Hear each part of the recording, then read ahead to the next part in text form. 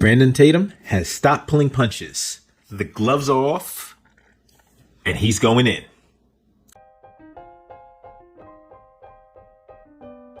Welcome to Escaping the Echo Chamber.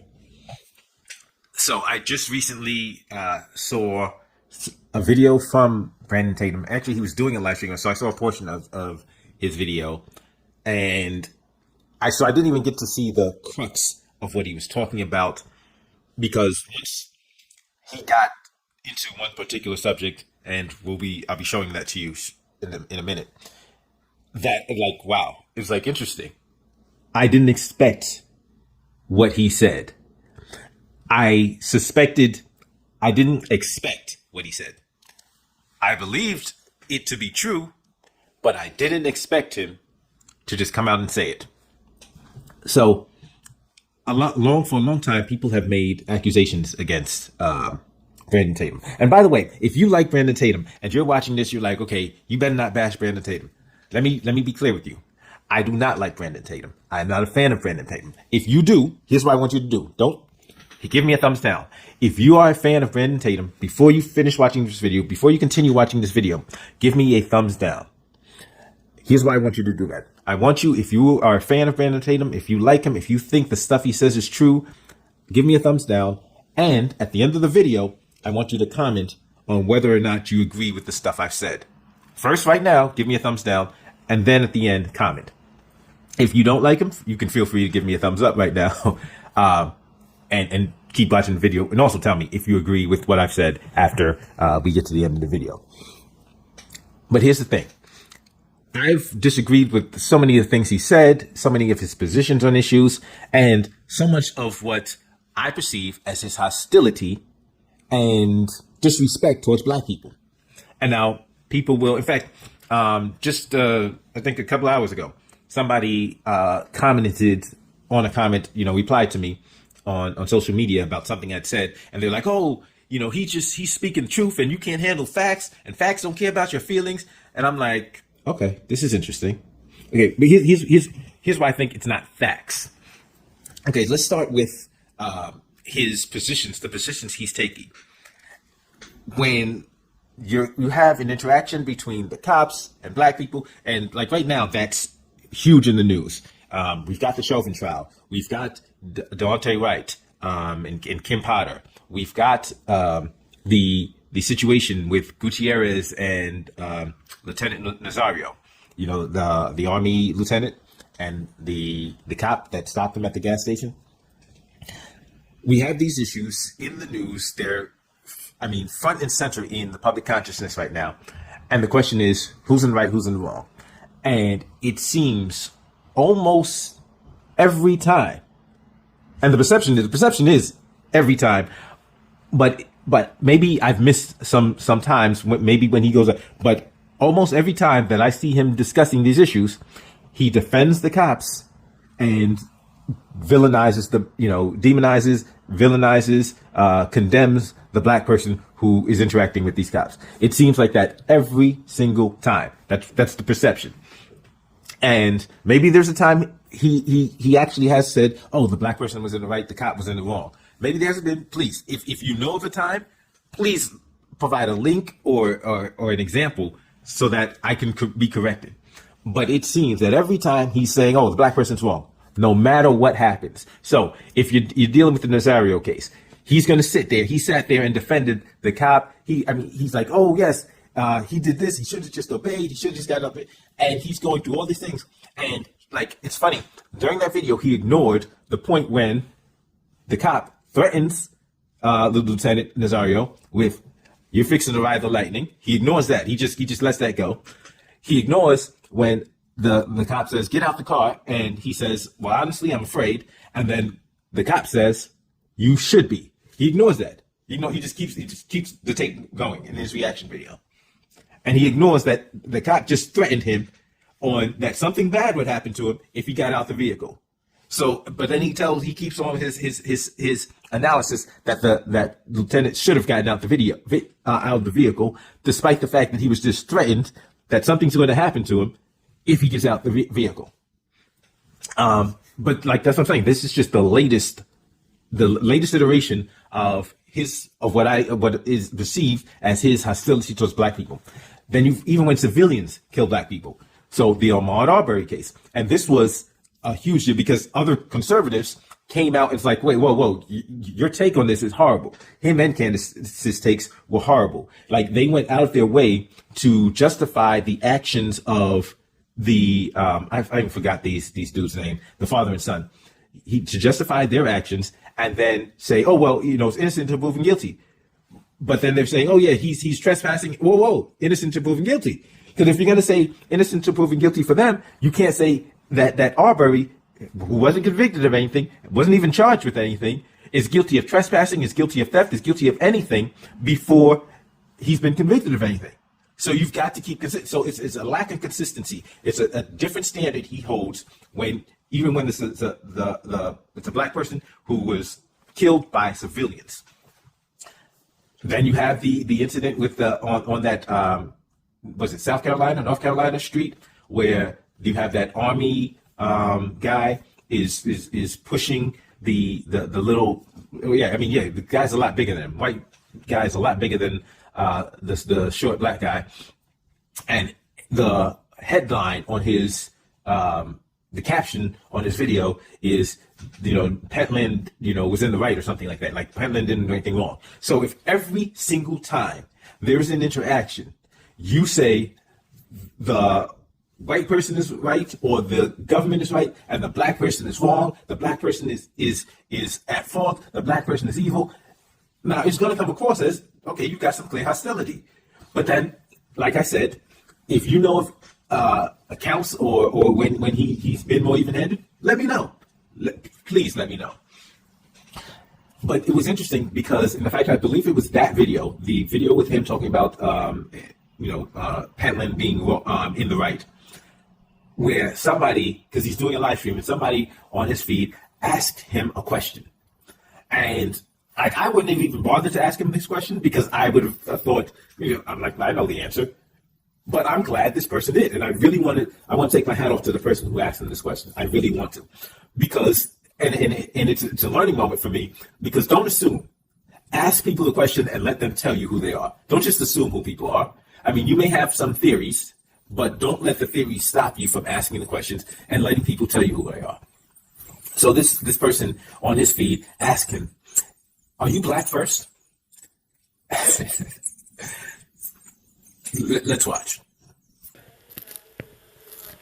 I'm black first? No, I'm not. No, I'm not. I'm a Christian first. Then I'm a Tatum. Then I'm an American. And the rest of that don't matter. Okay. So now, the look on his face when he first even answering that question is like, wow. Like it was like he wanted to go wanted to make it as abundantly clear. That's not me. I'm not like no, I'm not with them. No. And so like right now, you've got to see what I'm saying. But I'm saying that this is what other black people are perceiving when they look at Brandon Tatum, when they hear him speak. A hostility, a dislike, a disdain for black people. But okay. And then he says, we go further. When he says, okay, I'm Christian first, cool. Because if you are a devout Christian, if you are a devout Muslim, if you are a devout Jew, if you are a devout proponent of a religion, that's supposed to be your core belief. That's it. That's everything else is supposed to surround that. I get it. I fully get it. I understand that.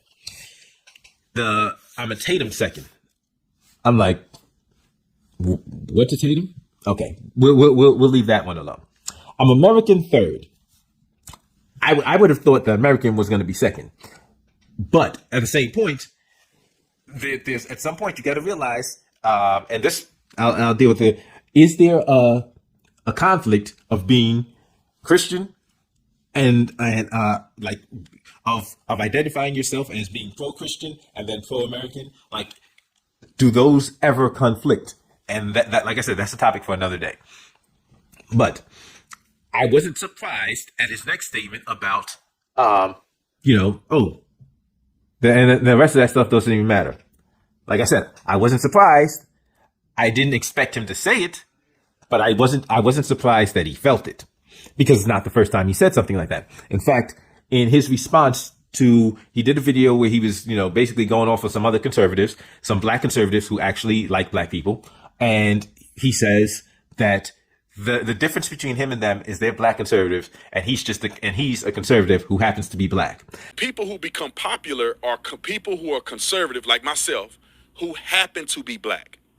The people who never really reached the heights and success of people like myself and Candace Owens and others are people who are black who happen to be conservative.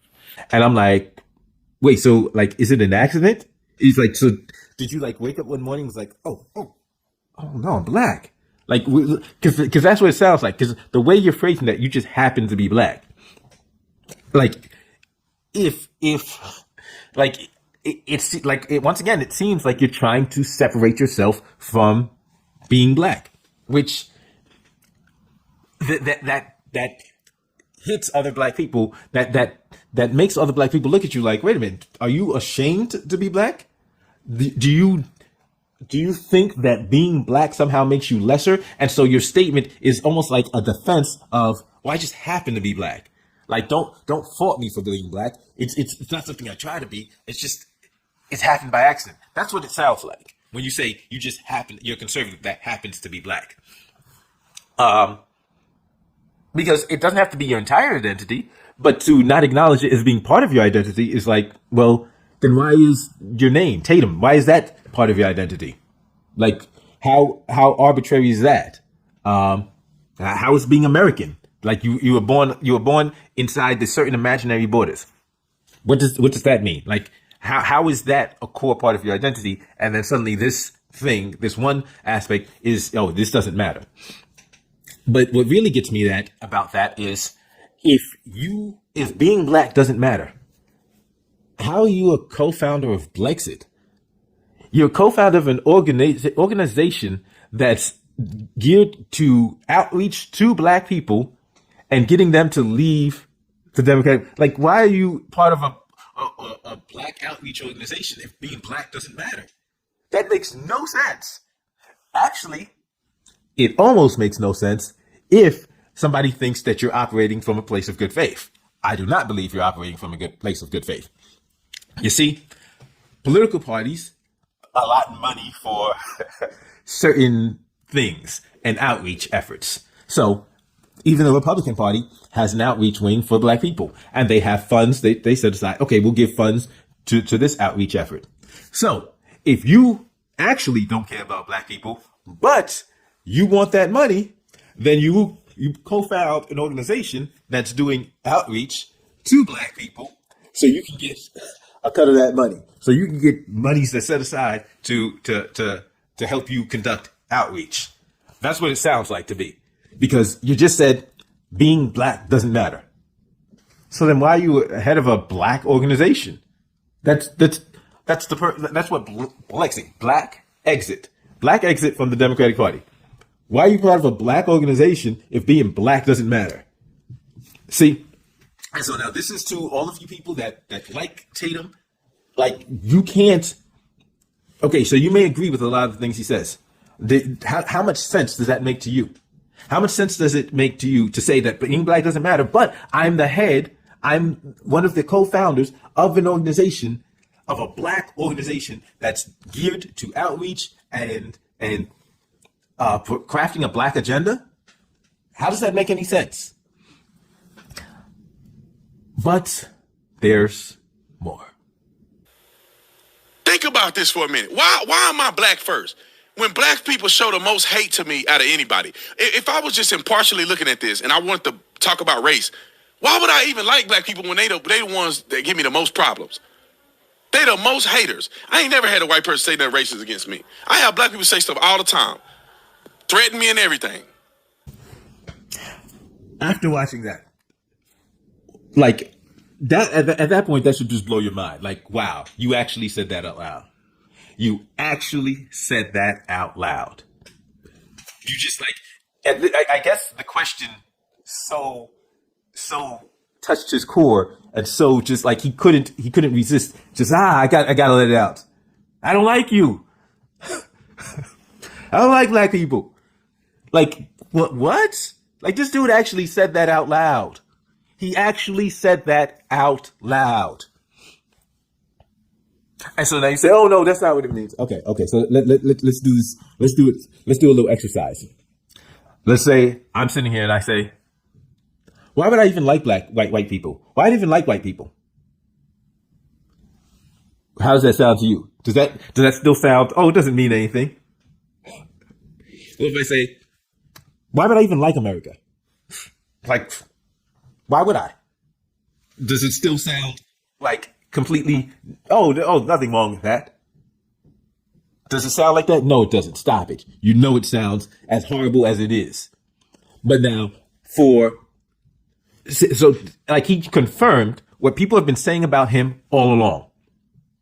What people have been saying about him is that he does not like black people.